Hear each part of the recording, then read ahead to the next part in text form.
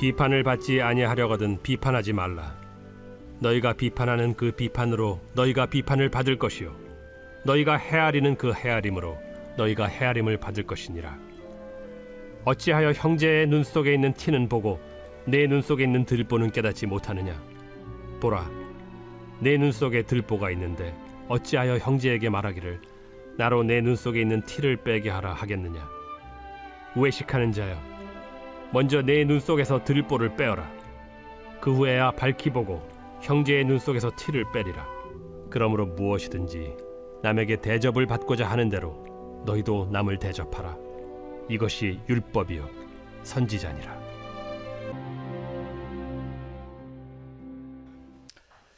할렐루야. 오늘 또 하나님의 풍성하신 은총이 오늘 예배하는 여러분과 함께하고, 특별히 또 상고학교 지나가고 졸업하는 우리 학생들에게 함께하게 되기를 주의 이름으로 축원을 드립니다. 사람은 사회적 동물입니다. 그래서 다른 사람과 관계를 떠나서는 행복할 수가 없습니다. 어떤 사람은 그냥 혼자 사는 게 훨씬 행복하겠다 그렇게 말하지만, 그런 사람은 지금 관계의 아픔, 사람 때문에 스트레스를 많이 받아서 그렇게 말하는 것이지, 실제로 관계를 떠나서 저 푸른 초원에 그림 같은 집을 짓고 살아도 혼자 살면 행복하지 않습니다. 처음엔 좋을지 모르지만 조금 지나면 사람이 그립고 또 애롭고 고독합니다. 하나님께서 천지 만물을 지으시고 하나님이 지신 천지 만물을 바라보시면서 하나님 보시기에 좋았더라, 하나님 보시기에 좋았더라, 그렇게 창세기 1장은 말합니다. 그런데 하나님이 지으신 것 중에서 하나님 보기에 좋지 않은 것 한 가지가 있었는데, 그게 뭐냐면 사람이 독처하는 것, 혼자 사는 것, 애롭게 사는 것이 하나님 보시기에 좋지 못하여 돕는 배필을 지어서 함께 살게 하신 것입니다. 혼자 사는 것은 하나님 보시기에도 사람 보시기에도 아름다운 게 아닙니다. 하나님 인간을 만들 때 어울려 살도록 만들었어요. 요즘 TV에서 자연인이라고 하는 이런 프로가 있어서 사람들이 그 프로가 낭만적으로 그려지고, 혼자 산속에서 약초 캐고 나물 뜯고 혼자 사는 것이 낭만적으로 그려져 가지고 어떤 사람은 그게 자기 노망이라고 말하는 사람도 있는데, 그건 TV에서 겉으로 보이기 위한 그런 모습이지 실제는 그렇지 않아요.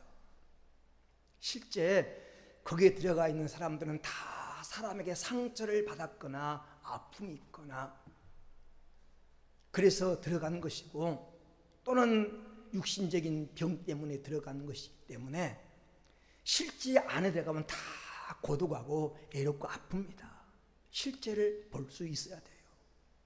사람은 여러분 일로 행복하지 않고, 사람은 환경으로 행복하지 않고, 사람은 관계로 행복합니다. 성공한 사람들의 특징은 인간관계의 기제예요. 인간관계.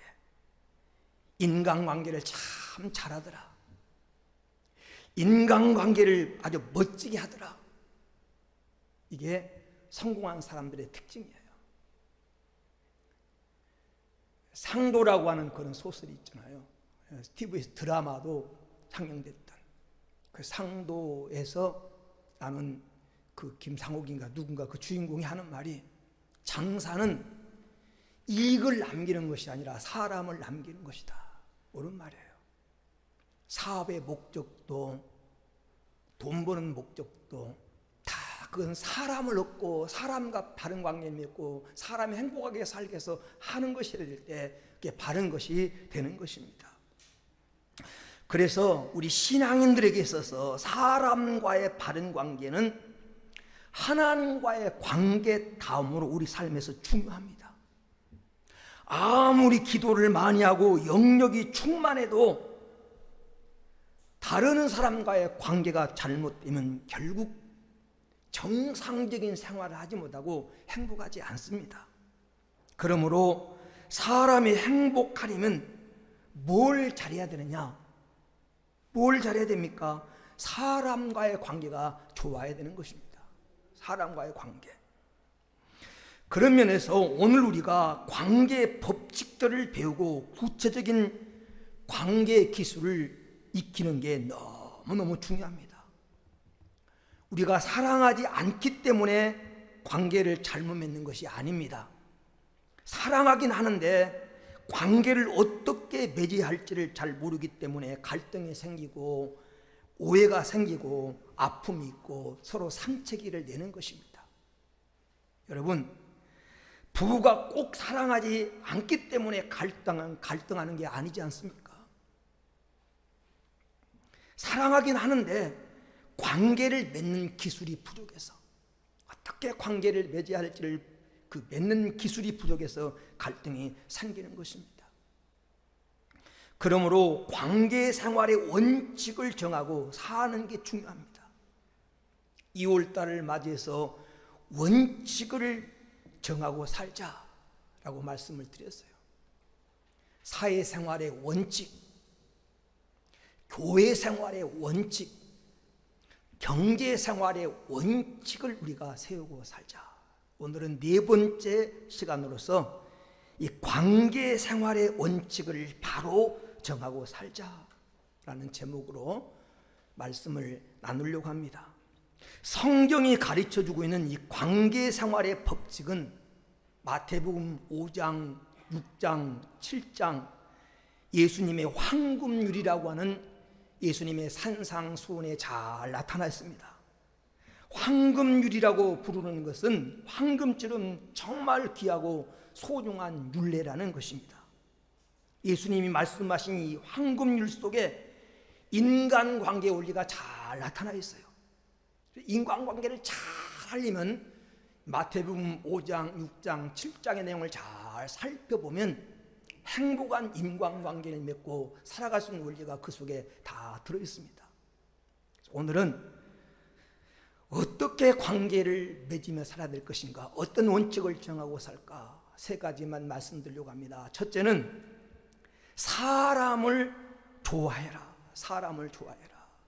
사람을 좋아해야 됩니다.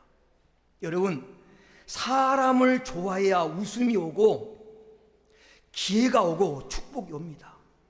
왜냐하면 하나님은 사람을 통해서 복을 주십니다.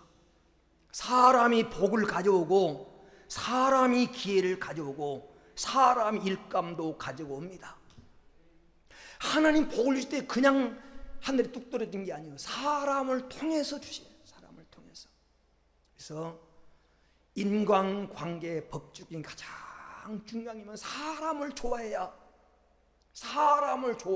기회가 생기고 사람을 좋아해야 복받을 기회가 오는 것입니다. 이 사람을 좋아한다고 하는 첫 번째 말에 의미는 언제나 팀의 공동체 좋은 이론이 되라는 겁니다. 공동체, 가정이라고 하는 공동체, 직장이라고 하는 공동체, 교회라고 하는 공동체 좋은 이론이 되라는 것입니다. 좋은 사람 만나려고 하지 말고 내가 좋은 사람이 되라는 거예요. 내가 좋은 사람이 되라. 그러면 좋은 사람이 몰려듭니다. 끼리끼리 모인다고 내가 좋은 사람 되면 좋은 사람이 몰려와요. 그래서 언제나 어떤 공동체에 있든지 그 팀의 좋은 일원이 되려고 노력을 해야 됩니다. 여러분, 챙겨주는 사람 되십시오. 챙겨주는 사람. 늘 챙겨주는 사람. 상대방의 일을 내 일처럼 챙겨주라는 거예요. 상대방의 애경사를 내 애경사처럼 생각하라는 거예요. 다른 사람의 기쁜 일이나 슬픈 일에는 아무런 관여도 안 하다가 누군가가 자기를 챙겨주기를 바란다는 건 오산이에요. 내가 남을 챙겨줄 때 남도 나를 챙겨줍니다.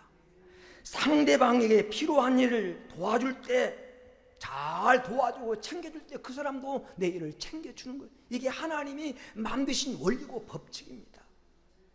오늘 우리가 읽은 마태복음 7장 12절에 그러므로 무엇이든지 남에게 대접을 받고자 하는 대로 너희도 남을 대접하라. 이것이 율법이요 선지자니라. 여기 율법이요 선지자라고 하는 말은 율법은 모세 오경을 말하고 선지자라고 하는 말은 선지서를 말하거든요. 구약 전체 말씀이라는 겁니다. 구약의 요약이라는 그런 뜻이에요. 여러분, 무엇이든지 남에게 대접을 받고자 하는 대로 너희도 남을 대접하라. 이것이 구약 전체가 우리에게 가르쳐주는 삶의 기술이고 삶의 원리고 인간관계를 맺는 관계생활의 원리라는 것입니다. 구약 전체 삶의 원리가 삶의 지혜를 한마디로 요약한다면 남에게 대접을 받고자 하는 대로 너희도 남을 대접해라. 그렇게 살 때 승리가 있고 행복할 수 있고 복된 인생을 살 수 있게 된다고 하는 그런 말이에요. 예수님은 이 마태복음 7장 1절에서 4절에 인간관계의 법칙을 말하면서 농작의 법칙으로 설명합니다. 무엇으로 심든지 심는 대로 거둔다는, 심는 대로 거둔다는 것입니다. 성경의 원리는 심는 대로 거둔다는 거예요. 내가 존경을 심으면 존경을 거두고, 내가 남을 인정하면 남에게 인정을 받게 되고, 내가 남을 비판하면 비판을 거두게 된다는 것입니다. 남의 장점을 보고 늘 칭찬하면 칭찬이 돌아오고, 용서하면 용서가 돌아오고, 남을 욕하면 그 욕이 부메랑 되어서 메아리처럼 자기에게로 돌아온다는 것입니다. 그러므로 언제나 어떤 공동체 여러분이 속해서 일하든지 좋은 이론이다. 좋은 이론. 꼭 필요한 사람. 분위기를 만들고 행복하게 하고 살맛나게 하고 기쁘게 만드는 이런 공동체 좋은 이론이 되는 것이 사람을 좋아하는 거예요. 두 번째로 사람을 여기 좋아한다고 하는 말은 비판자가 되지 말고 협조자가 되라는 거예요. 협조자. 비판자가 되지 말고 협조자가 되라. 오늘 본문 마태복음 7장 1절에서 2절에 비판을 받지 아니할 것들은 비판하지 말라. 너희의 비판은 그 비판으로 너희가 비판을 받을 것이요 너희의 헤아리는 그 헤아림으로 너희가 헤아림을 받을 것이니라. 이 비판이라고 하는 말은 남을 깎아내리고 자기가 올라가려고 하는 목적에 사는 것이 비판입니다. 우리는 충고는 필요하지만 남을 비판하는 비판자가 되어서는 안 됩니다. 비판이라고 하는 것은 찌르는 송곳이나 칼과 같은 것이에요. 여러분, 송곳이나 칼이나 도끼나 낫을 가슴에 품는 사람은 없습니다. 가능하면 멀리 두고 싶은 거예요. 낫이 필요한 도구이기는 하지만 가능하면 다칠까 봐 멀리 두는 겁니다. 그러므로 남을 비판하고 남을 깎아내린 사람은 친구를 얻기가 어렵습니다. 남에게 상처 주고 상대방의 감정과 자존심을 상하게 하고 그런 비판자가 되면 좋은 사람을 얻기가 어려워요. 상대방에게 책임과 잘못을 전가시키고 언제나 남을 밟고 자기가 올라가려고 하는 이런 자세를 버리라는 것입니다. 그래야 사람이 내게 몰려오고 사람이 나를 좋아하고 사람이 나를 인정해요. 세 번째, 이 사람을 좋아한다고 하는 말은 다른 사람에 대한 존경심을 가지는, 다른 사람에 대한 존경심. 빌립보서 2장 3절에 자기보다 남을 낮게 여기라. 자기보다. 사람은요, 무시당했을 때 가장 기분 나쁩니다. 무시당했을 때. 무시하는 사람은 다시 만나고 싶지 않습니다. 좀 많이 배웠다고, 많이 가졌다고, 사회적인 지위가 높다고 남을 무시한 사람은 여러분 다시 만나고 싶지 않습니다. 성공한 사람은 입으로, 태도로 남을 존경하는 마음을 갖습니다. 여러분, 불행한 사람은 남을 존경할 줄 모릅니다. 내가 남을 존경해야 남도 나를 존경하죠. 절대 다른 사람에 대한 존경심을 가져야 돼요. 하버드 대학 정문 앞에 대접을 받고자 하는 대로 남을 대접해라. 예모로 사람을 취하지 마라. 사람을 예모로 취하지 말라는 문구가 새겨져 있다고 합니다. 이 말이 새겨진 이유가 있어요. 평생 동안 열심히 일했던 사업가 노부부가 이 하버드 대학에 평생 동안 모은 재산을 기부하기 위해서 대학 총장실에서 총장을 만나려고 하는데 그 총장을 지키는 비서가 옷차림을 보고 너무 남루하게 생겼으니까 겉모습을 보고 만나지 못하도록 거부를 하는 겁니다. 총장님 만날 수가 없습니다. 그래서 이 사람이 이런 대학을 세우려고 하면 돈이 얼마나 듭니까? 그런데 그 말을 전혀 무시하고 들으려고 하지 않는 거예요. 그 사람이 총장도 만나지 못하고 쫓겨나와서 세운 대학이 스탠포드 대학이에요. 나중에 하버드 대학이 사실을 알고 가슴을 쳤다고 하는. 그러면서 입구에, 정문 입구에 남을 예모로 취하지 마라 이런 문구를 써놨다는 거예요. 여러분, 다른 사람을 예모로 보고 무시하지 말고 존경심을 가져라. 여러분, 별 볼 일 없다고 등 돌리지 말고, 섭섭하다고 등 돌리지 말고, 맺은 인연을 소중히 여기고 그런 인생이 되십시오. 그러면 하나님이 기회를 주십니다. 사람 좋아해야 기회가 와요. 그리고 네 번째, 사람을 좋아한다고 하는 말은 유익을 주면서 살자는 거예요. 사람을 좋아하는 사람이 어떤 사람이니까 유익을 주면서 사는 사람이에요. 사람을 만날 때 이익 중심으로 만나지 말고 공익 중심으로 만나라는 거예요. 어떤 사람은 사람을 만날 때 이익 중심으로, 이익이 없으면 금방 돌아서고, 이익이 없으면 배신하고, 이익이 없으면 등 돌리고, 그런 이익 중심으로 사람을 만나지 말고 공익 중심으로. 그래야 관계가 좋아집니다. 나누는 삶, 이게 정말 가치 있는 거예요. 여러분, 재물도 나눌 때 가치가 있고 재능도 나눌 때 가치가 있는 겁니다. 세상 모든 행복은 다른 사람을 돕는 데서 오는 부산물이에요. 다른 사람을 돕고 다른 사람을 유익을 주면서 살다 보면 자기 자신도 어느 사이에 자기도 모르는 채 자기도 행복해져 있는 거예요. 그래서 사도행전 20장 35절에 주는 자가 복이 있다는 주의 말씀을 기억해야 할지니라. 이 세상 사는 사람 다 위로가 필요하고, 인생은 다 내리막길이 있고, 인생을 살다 보면 다 어려움을 만날 때가 있기 때문에 다 위로가 필요하고 도움이 필요해요. 그때 내가 유익을 주는 사람이 되겠다. 자꾸 다른 사람에게서 뭘 뺏어오려고 자꾸 채굴 하려고 하는, 금강처럼 뭔가를 자꾸 채굴 하려고 하는 사람 되지 말고 유익을 주면서 살려고 하면 사람이 모여듭니다. 유익을 주면서 사는 성도가 되기를 주의 이름으로 축원을 드립니다. 여러분, 낚시꾼이 바다나 강으로 낚시 갈 때 자기가 좋아하는 아이스크림이나 자기가 피자 좋아한다고 피자를 가지고 가지 않습니다. 물고기가 좋아하는 미끼를 가지고, 물고기가 좋아하는 걸 가지고 가야 물고기를 낚을 수가 있는 것이죠. 자기가 좋아하는 자기주로 살려고 하지 말고 남이 무엇이 필요한가를 살피고 그 사람 내가 도와주며 살겠다고 하는 생각을 가질 때 나도 유익이 돌아온다는 거예요. 오래전에 이 캐나다 토론토 한국신문에 난 기사 내용입니다. 한국에서 젊은 부부가 캐나다로 이민을 갔는데 아들을 낳게 됐어요.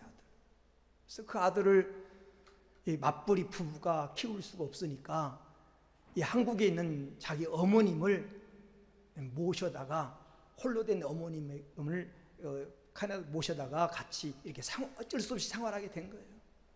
그런데 이 나이 든 어머니가 캐나다로 이민을 가가지고 사는데 뭐 영어도 잘 못하고 말도 통하지 못하니까 부부가 다 직장 가버리면 그 애기 안고 있다가 심심하면 유모차에다 애기 몰고 공원에 가는 것이 유일한 낙이었어요. 주변에 공원에 있어 공원 가지고 벤치에 앉았다가 돌아오고 그게 유일한 낙이었는데, 어느 날 이 할머니가 이 애기를 유모차에 태우고 공원 벤치에 앉아있는데 저 벤치 구석에 아주 초라한 남루하게 입은 옷차림을 할아버지가 먼 산을 바라보면서 멍하니 앉아있는 거예요. 몇 번을 그렇게 자기 공원 갈 때마다 그 할아버지 거기 앉아있는 겁니다. 그래서 이 할머니가 하루는 김밥을 싸다가 그 할아버지에게 대접을 했더니 잘 먹더라는 거예요. 잘 먹는 모습이 너무 이뻐가지고 다음 날에는 잡채를 만들어서 같이 가서 나눠 먹고, 그 다음 날에는 불고기 만들어서 같이 나눠 먹고, 그러다 보니까 세월을 해가지고 정이 들었어요. 서로가 얘기가 조금 하다 보니까 말도 영어도 좀 통하게 되고, 그래서 대화가 통하게 된 거예요. 근데 어느 날 이 할아버지가 이 할머니에게 청혼하는 겁니다. 청혼. 이 할머니가 고민이 됐어요. 야, 애들한테 말도 못하고 끙끙대며 그냥 밤에 잠을 못 자고 하니까 며느리가 눈치채고, 어머니 무슨 일이세요? 무슨 고민이 있으세요? 보니까 말을 하려고 하다가 말을 못하고 항상 멈추는 겁니다. 그래서 자기 남편에게 해서 어머니가 무슨 고민이 있는 것 같은데 한번 알아보라고. 그래서 이 아들이 어머님을 불러놓고 무슨 일이 있느냐고 솔직하게 한번 말씀해 보시라고. 그러니까 그 사정 얘기를, 자초점을 다 얘기를 한 겁니다. 그 얘기를 들은 이 아들과 며느리가 정말 효자였어요. 어머니가 마음에 드신다면 그렇게 하시라고. 그래서 이 할아버지와 결혼을 하게 됐는데, 근데 결혼한 할아버지가 이 캐나다에서 손꼽히는 부자였어요. 그때 한국의 부자였어요. 수많은 숨겨진 재산이 있었어요. 그래서 그 얘기가 토론토 한국 신문에 났다고 합니다. 신데렐라가 된 할머니라는 제목으로 기사가 나가지고, 그날 이후에 그 공원에 유모차를 밀고 손자를 태우고 온 할머니들이 많았다는 거예요. 여러분, 도움을 주면, 내가 남의 필요를 채워주면 언젠가 나도 도움받게 되고 나도 유익하게 되는 거예요. 그래서 가능하면 여러분, 남에게 도움을 주는 인생을 살자. 남에게 도움이 되게. 유익을 주며 살려고 할 때 여러분, 우리도 유익을 얻게 된다고 하는 사실을 기억해야 됩니다. 그리고 사람을 좋아한다고 하는 다섯 번째 말의 의미는 용서하며 살자는 거예요. 용서. 사람을 좋아하면 용서합니다. 인간은 완벽하지 않습니다. 어울려 살다 보면 실수도 하고 상처도 주고 상처받으며 삽니다. 그래서 인간관계는 이해와 용서가 필요합니다. 우리가 서로 용서해야 될 이유가 무엇입니까? 가장 중요한 이유는 예수님께서 용서하라고 명령하셨기 때문에, 예수님 용서하라고 명령했기 때문에. 에베소서 4장 32절에 서로 인자하게 하며 불쌍히 여기며 서로 용서하기를 하나님이 그리스도 안에서 너희를 용서하신 같이 하라. 서로 불쌍히 여겨라. 서로 사랑해라. 용서하기를 하나님이 그리스도 안에서 너희를 용서하신 같이 하라. 여러분, 마태복음 18장 21절 22절에 형제가 죄를 범하면 몇 번까지 용서할까요? 7번까지 할까요? 그럴 때 예수님이 하신 말씀이 7번뿐 아니라 7번씩 70번이라도 해라. 7번씩 70번이라도 용서하라고 주님은 말씀하셨습니다. 마태복음 18장 38절에 내가 너희를 불쌍히 여긴 같이 너도 내 동료를 불쌍히 여기는 것이 마땅하도다. 내가 너를 불쌍히 여긴 것처럼 너도 불쌍히 여겨라 라고 말씀하십니다. 우리가 왜 용서해야 됩니까? 용서받았기 때문에 용서해야 됩니다. 용서받았기 때문에. 아까 말한 에베소서 4장 32절에 하나님이 그리스도 안에서 너희를 용서하심 같이 너희도 그렇게 하는, 용서받았기 때문에 용서하라는 것입니다. 주님 우리에게 용서하신 것처럼 예수님이 기도를 가르쳐 주시면서 주기도 마태복음 6장 12절 말씀에 우리가 우리에게 죄 지은 자를 사하여 준 것 같이 우리의 죄를 사하여 주옵시고, 내가 남을 용서해야 나도 하나님께 용서해달라고 구할 면목이 생긴다는 거예요. 그래서 하나님 그렇게 기도하라는 거예요. 용서해야 여러분 우리는 용서받습니다. 용서하지 않으면 성경에요, 용서하지 않으면 용서받지 못한다는 겁니다. 마가복음 11장 25절에 서서 기도할 때 아무에게나 혐의가 있거든 용서하라. 그리하여 하늘에 계신 너희 아버지께서도 너희 허물을 사하여 주시리라. 용서해야, 상대방의 허물을 용서해야 너희도 허물의 사함을 받는다는 것입니다.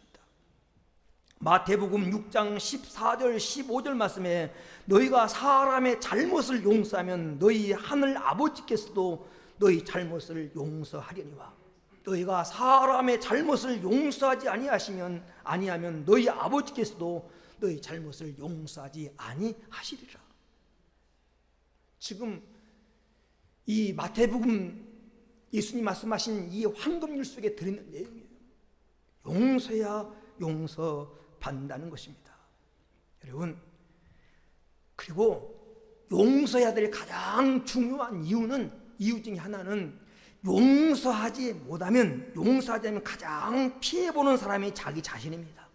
용서하지 않으면요, 그래 남의 미움과 원한과 분노를 마음에 꽉 가지고 있으면 여러분 기도의 문이 닫힙니다.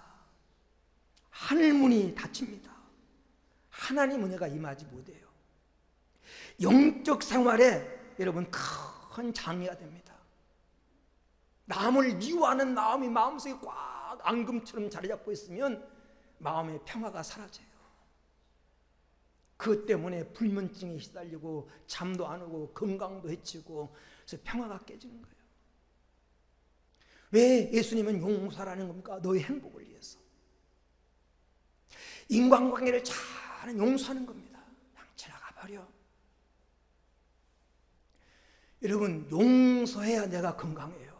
용서해야 평안합니다. 좀 생각해보세요. 큰 미움이든지 작은 미움이든지 마음의 미움을 품고 있으면 절대 평화가 없어요. 그래서 사람을 좋아한다고 하는 말은 이해하고 용서하는 것입니다. 하나님 믿는 내가 참아야지. 은혜 받는 내가 용서해야지. 더 잘생긴 내가 용서해야지. 이런 마음으로 여러분 용서하고 이해하며 살아가는 성도가 되기를 주의 이름으로 축원을 드립니다. 두 번째, 여러분 인간관계를 잘하는 원리. 어떻게 인간관계를, 어떤 원칙을 세울까? 성경을 대하듯이. 다 사람을 대할 때 성경을 대하듯이 대하라. 성경을 대하듯이. 성경을 어떻게 대하는가? 성경은요, 첫째가 겸손한 마음으로 대해야 됩니다. 겸손한 마음. 성경은 교만한 마음으로 다가가서는 절대 문이 열리지 않습니다. 교만한 마음으로 성경을 대하면 절대 하나님 뜻을 이해하지 못합니다. 성경은 겸손한 자에게 깨달음의 문을 열어줍니다. 사람을 대할 때 교만한 자세로 대하지 말고 겸손한 자세로, 성경을 겸손한 마음으로 대하면, 자기를 낮추고 겸손한 마음으로 대하면 좋은 관계가 맺어져요. 세상에 악한 사람, 다른 면으로 보면요, 악한 사람 정말 없어요. 내가 악하게 대하니까 상대방도 악하게 대하는 겁니다. 두 번째, 성경은 성령이 도와주시기를 사모하고 의지해야 됩니다. 성령이. 여러분, 성경을 읽을 때 성령님 깨달음을 주세요. 성령님 도와주세요. 이렇게 성령을 사모하고 성경을 읽어야 성경에 깨달음이 오고 문이 열려요. 그와 마찬가지로 인간관계를 맺을 때 여러분 우연은 없습니다. 하나님 왜 이 사람 만나게 하셨습니까? 내가 무엇을 도와줘야 되겠습니까? 어떤 마음으로 대해야 되겠습니까? 성령이 그 관계 속에 도와주시기를 바라는 마음으로 내가 그 사람을 대할 때 하나님이 깨달음을 주세요. 이런 사람은 이런 아픔이 있고 저런 사람은 저런 아픔이 있고 내가 이 사람을 이렇게 도와줘야 되겠구나. 그래서 협력자가 되게 만들고 좋은 동료가 되게 만들고 여러분 인생길에 동행하게 만들어요. 그래서 성령이 인간관계를 도와주시도록 기도하면서 만나야 된다. 세 번째는 믿음의 눈으로 보고 돼야 돼. 믿음의 눈으로. 성경은요 믿음의 눈으로 보아야 열립니다. 믿음의 눈으로. 사람을 볼 때 믿음의 눈으로, 다시 말하면 하나님의 눈으로, 예수님의 눈으로 보자는 거예요. 여러분 히브리서 11장 23절에 모세 어머니가 모세를 낳았을 때 믿음으로 봤어요. 믿음으로. 그러니까 아름다운 아이임을 보고 낳자마자 죽을 수밖에 없는 운명이 모세인데 모세 어머니가 모세를 바라볼 때 믿음의 눈으로 바라봤어요. 하나님 눈으로 바라보니까 아름다운 아이예요. 출애굽기 2장 2절에 그러잖아요. 믿음의 눈으로 보니까 준수하게 보여요. 준수하게. 잘생겼어요. 그러니 여러분 어떤 사람을 보든지 믿음의 눈으로 본 그 사람이 아름답게 보이고 잘생겨 보이고 좋은 사람으로 보이고 그래요. 요한복음 9장에 보면 예수님이 길을 가시면 제자들과 함께 길을 가시면서 나면서부터 안진병에 대해서 구걸하는 사람을 만납니다. 그때 제자들은 이렇게 보는, 누구의 죄 때문입니까? 부모의 죄 때문에 저렇게 나면서부터 안진병이가 됐습니까? 본인의 죄 때문에 안진병이 된 겁니까? 율법적으로 그 사람을 바라봤어요. 예수님 뭐라고 말씀합니까? 저를 향해서 하나님의 뜻이 있다. 하나님의 눈으로 바라보니까 나면서부터 구걸하고 안진병이 된 아무 쓸모없는 사람처럼 보이는 저 사람에도 하나님 이룰 뜻이 있다는 거예요. 하나님이 하실 일이 있다는 거예요. 여러분 그래요. 사람을 바라볼 때 믿음의 눈으로 바라보면 그 사람 속에 하나님의 형상이 깃들어 있고 그 사람만이 가지고 있는 장점이 있어요. 장점. 여러분 사람을 볼 때 믿음의 눈으로 바라보시기를 주의 이름으로 축원을 드립니다. 그래야 관계가 좋아져요. 좋은 관계 맺고 살아갈 수 있습니다. 끝으로 여러분 좋은 인간관계를 맺는 원리, 어떤 원칙을 정할까? 속단하지 말라. 속단. 인간관계 속에서 절대 선입감으로 속단하지 말라는 겁니다. 사람은 한 번 봐가지고는 절대 모릅니다.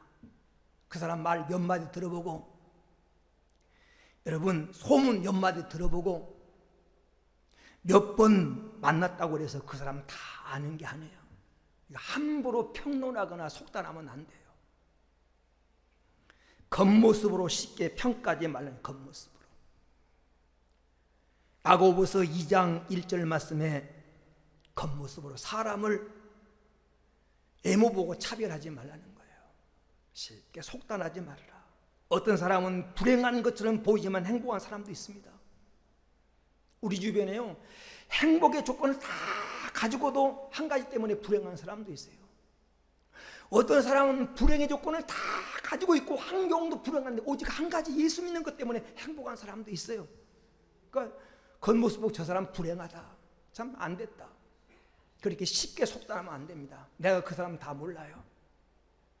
어떻게 합니까? 나도 내 자신 잘 모르는데, 나도 나를 잘 모르는데 내가 어떻게 남을 함부로 평가하고 속단하고 판단하겠습니까? 속단하지 말라는 거예요. 이웃을 대할 때 언젠가도 말했죠. 이웃을 대할 때 양파를 대하듯이. 여러분 내 남편, 내 아내 내가 몇 년 살았으니까 다 안다고 생각하면 착각이에요. 내가 낳았으니까 내 자식 내가 다 안다고 생각하면 착각이에요. 다 몰라요. 양파는 까고 까도 뭐가 알맹인지 몰라요. 계속 껍데기만 나와. 그러니 어떻게 알겠습니까? 보고도 모르는데. 그러니까 여러분 그렇게 대하는 건 내 수준에서 이웃을 평가하지 말아요. 내 수준에서. 여러분 중요한 것은 주님 인간을 바라볼 때, 주님이 우리를 바라볼 때 어떤 눈으로 바라보느냐? 우리를 긍휼의 눈으로 보면 민망히 여기시고, 주님 우리 아픔을 채워하셨다. 우리가 똑같은 아픔을 느꼈다는 거예요. 내가 이웃을 향할 때 그 사람이 당한 아픔을 같이 느끼고 기쁨을 같이 느끼는, 함께 체류하는, 함께 공명하는, 함께 동감하고 함께 즐거움을 나눌 수 있는 그런 관계가 될 때 좋은 관계가 될 수 있습니다. 말씀의 결론을 맺습니다. 하나님은 사람을 통해서 축복하십니다. 그래서 사람이 가장 큰 재산이에요.